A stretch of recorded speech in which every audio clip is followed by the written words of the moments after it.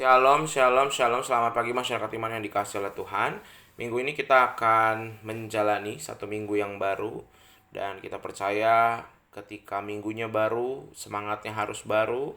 Dan kita percaya juga bahwa yang kita pujikan kepadanya Allah kita, juga Allah yang kasihnya selalu baru. Kita pujikan bersama-sama NKB 7, NKB 7 nyanyikanlah nyanyian baru. NKB 7 nyanyikanlah nyanyian baru, bait pertama dan yang kedua.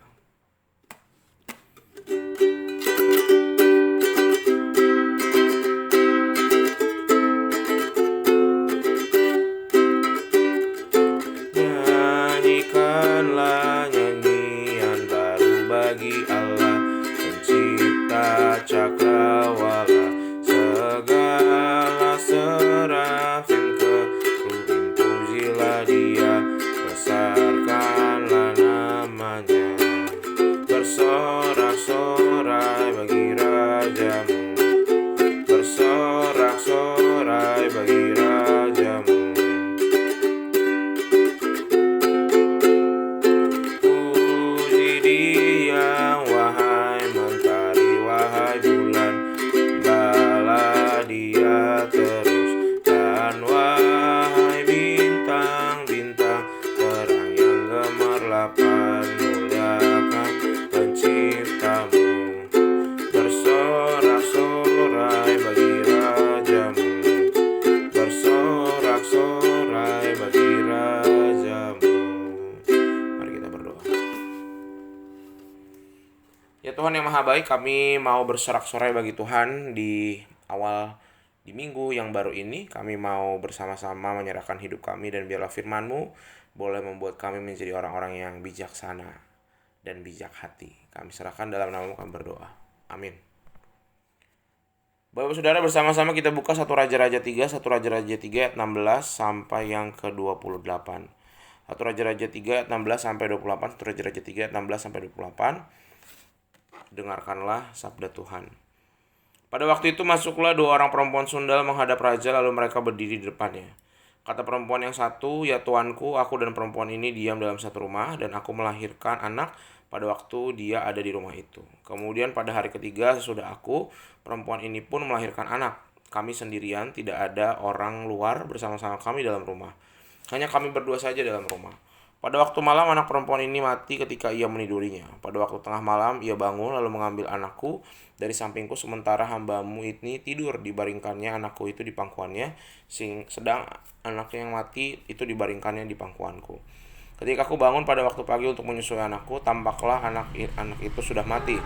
Tetapi ketika aku mengamati dia pada waktu pagi itu, tampaklah bukan dia anak yang kulahirkan. Kata perempuan yang lain itu, bukan anakku lah yang hidup dan anakmu lah yang mati. Tapi perempuan yang pertama berkata pula, bukan anakmu lah yang mati dan anakku lah yang hidup. Begitulah mereka bertengkar di depan raja.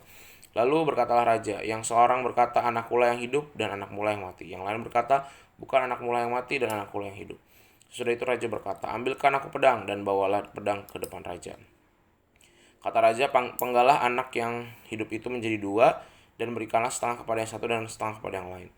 Maka kata perempuan yang mempunyai anak yang hidup itu kepada raja, sebab timbullah belas kasihannya terhadap anak itu, katanya, ya tuanku, berikanlah kepadanya bayi yang hidup itu, jangan sekali-kali membunuh dia. Tetapi yang lain itu berkata, supaya jangan untukku ataupun untukmu penggalah. Tetapi raja menjawab, katanya, berikanlah kepadanya bayi yang hidup itu, dan jangan sekali-sekali membunuh dia, dialah itu ibunya.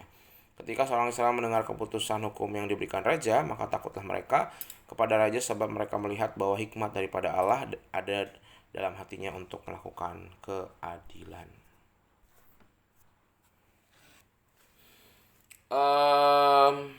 Bapak Ibu pernah nggak ya di rumahnya ada buah, kan ini lagi musim-musim mangga ya, pokoknya buah entah mangga, pepaya, pokoknya di rumah kalau ada tanaman, pernah nggak satu hari ketika mungkin lupa manen buahnya, terus buah yang diambil itu semuanya busuk gitu, jadi udah terlanjur atau pas musimnya pas musim hujan banget gitu, jadi si buahnya udah terlalu matang, kita nggak sadar.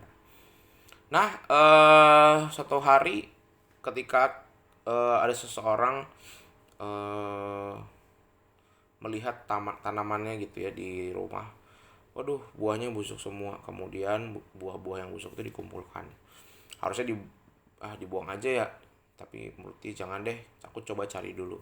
Dicari di antara yang busuk-busuk itu masih ada yang mungkin udah busuk tapi busuknya nggak terlalu parah, jadi masih bisa dimakan, masih manis, masih bisa dinikmati. Nah, Bapak Ibu Saudara, dalam hidup ini juga sebenarnya banyak hal yang mungkin buruk, baik itu buruk maupun orang-orang yang buruk.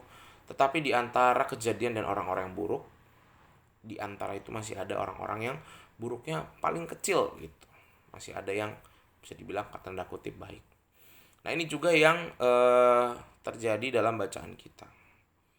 Raja Salomo, kadang-kadang nih ceritanya itu kita tidak memahami betul kenapa. Kita lupa bahwa yang datang kepada Raja Salomo ini bukan ibu-ibu biasa. Dua-duanya adalah perempuan sundal. Jadi pekerja seks komersil yang dimana udah jelas anaknya pasti anak haram, dan kehidupan untuk membesarkan anak itu memang tidak layak. Karena pada saat itu beberapa pekerja komersil ada yang untuk raja, ada juga yang untuk masyarakat menengah ke bawah. Nah, kemungkinan besar si dua perempuan ini jadi menengah ke bawah. Soalnya kalau menengah ke atas biasanya anak-anak hasil dari hubungan gelap perempuan sundal yang melayani kerajaan biasanya dijaga baik, karena kan nanti masih bisa mendapatkan hak karena darahnya masih darah orang yang penting. Nah, ini berarti menengah ke bawah nih ya. Nah, yang lucu ketika dua perempuan ini datang, kita tahu ceritanya, akhirnya ada satu yang bohong, ada satu yang enggak. Nah, dua-duanya sebenarnya orang-orang yang melakukan kesalahan, orang-orang yang juga tidak benar begitu. Tetapi di antara dua orang yang tidak benar ini ada orang yang paling masih punya belas kasihan, masih punya hati nurani. Jadi istilahnya kejahatannya lebih minim, less evil. Nah, Bapak Saudara, dalam kehidupan kita juga akan bertemu dengan banyak orang. Kita juga adalah orang-orang yang tidak pernah lepas dari kesalahan. Tapi seringkali orang-orang itu kalau kita udah tahu kita salah, udah terlanjur lah. Sebenarnya saya sedih ketika orang bilang nggak ada dosa gede, nggak ada dosa kecil. Iya, satu sisi bagus bilang nggak ada dosa gede, nggak ada dosa kecil. Jadi kita menjauhi dosa gitu ya. Tapi ada orang-orang yang akhirnya kan nggak ada dosa gede kecil, kalau bikin dosa kecil sekalian aja dosa gede, toh hitungannya sama. Nah, nggak gitu juga.